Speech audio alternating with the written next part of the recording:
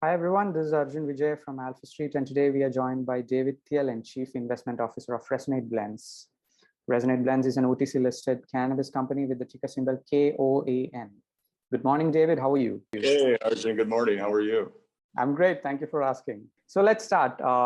David, for people who are not familiar with the brand, it would be great if you can just speak a bit about how Resonate Blends is different from other makers of cannabis-based products. Yes. First of all, thank you for having me on the show today. And we're very excited at Resonate Blends.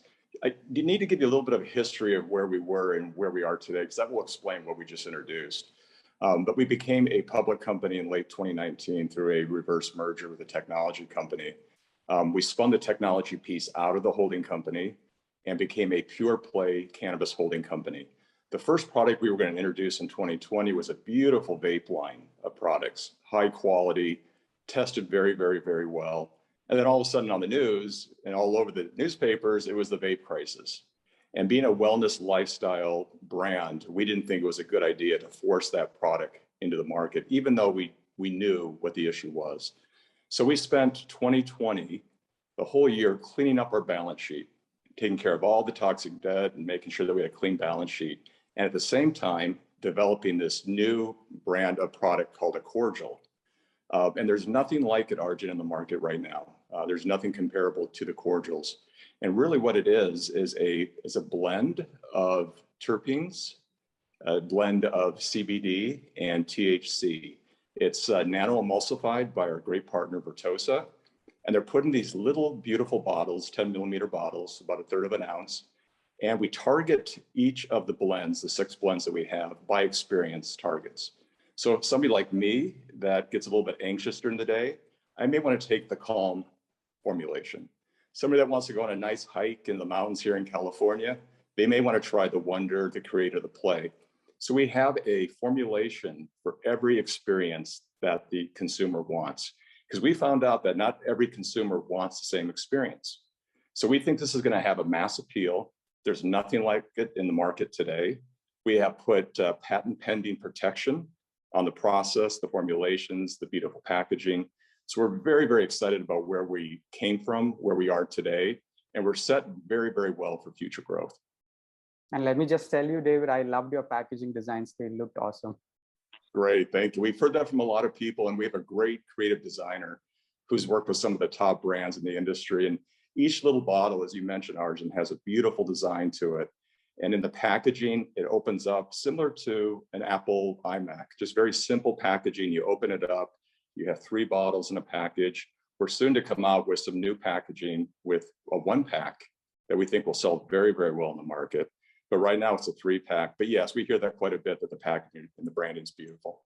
All right. David, when do you expect your pending patents to be completed? And is there going to be an impact on sales due to this?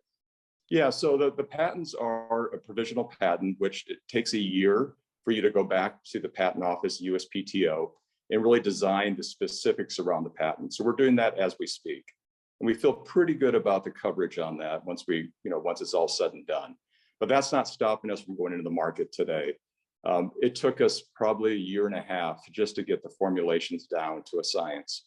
And our team is very, very deep into the plant science, all the terpenes and the CBD and the THC, they blend together. It's a very deep science.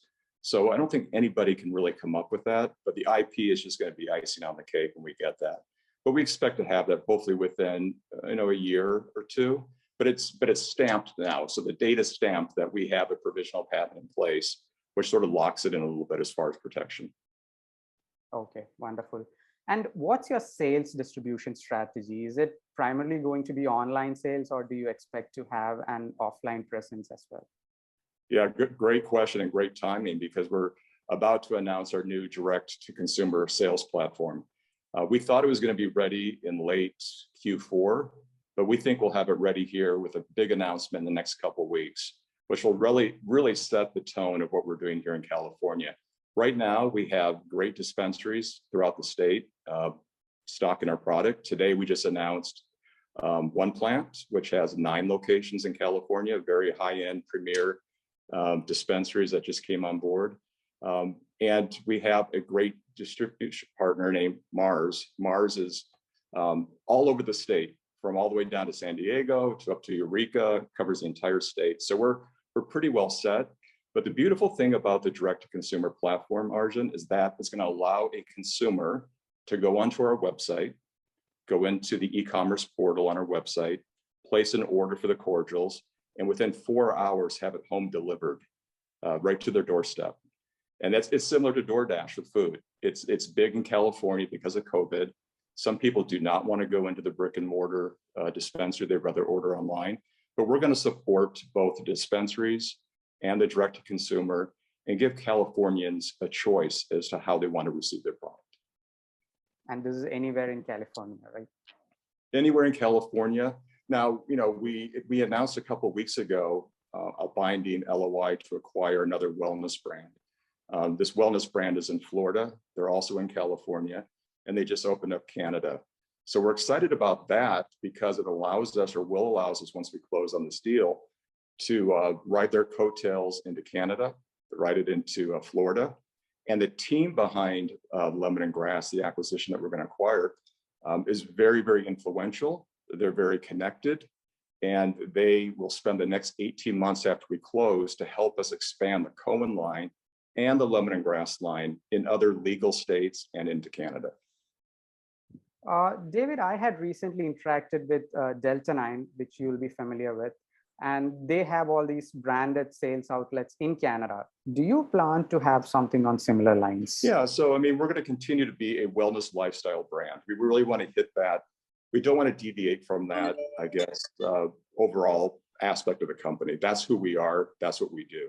So we envision, based on the fact that we've kept our capital structure very clean, to acquire other wellness brands that will allow us to expand into Canada and to other legal US states. Now, knock on wood, if the federal government changes its federal law, then we're set up very, very well to go into all 50 states and all the different provinces in Canada. But I would continue to think that we will look at strategic acquisitions that align with the cordials that we have, align with the Lemon and Grass once we close that, and other nice wellness brands that we can bring into the line that will all complement each other. And then on the direct-to-consumer platform, we can bundle product. So for example, we can take the Cohen cordials and bundle it with a relief balm from Lemon and Grass and offer savings to the consumer. There's a lot of things we can do.